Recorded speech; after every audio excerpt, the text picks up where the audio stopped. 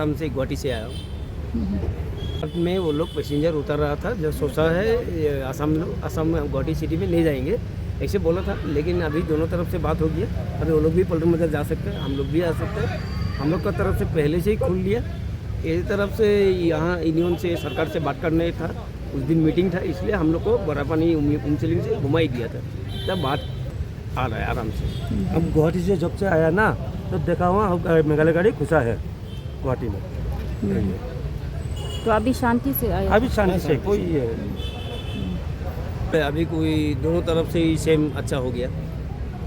दोनों तरफ एसोसिएशन बात किया, सरकार से भी बात किया, अभी अच्छा ही हो दोनों तरफ के। दोनों सब ड्राइवर मर जाएगा नहीं तो हम लोग गाड़ी का इंस्टॉलमेंट है। ये दोनों तरफ पीसफुल रहने से अच्छा है। यही हम लोग को चक में वो लोग पैसेंजर उतर रहा था, जो सोचा है ये आसाम गुवाहाटी सिटी में नहीं जाएंगे ऐसे बोला था, लेकिन अभी दोनों तरफ से बात हो गई है। अभी वो लोग भी पलटन बाजार जा सकते हैं, हम लोग भी आ सकते हैं। हम लोग का तरफ से पहले से ही खुल लिया। इस तरफ से यहाँ यूनियन से सरकार से बात करने था, उस दिन मीटिंग था, इसलिए हम लोग को बरापानी उमचलिंग से घुमा ही दिया था।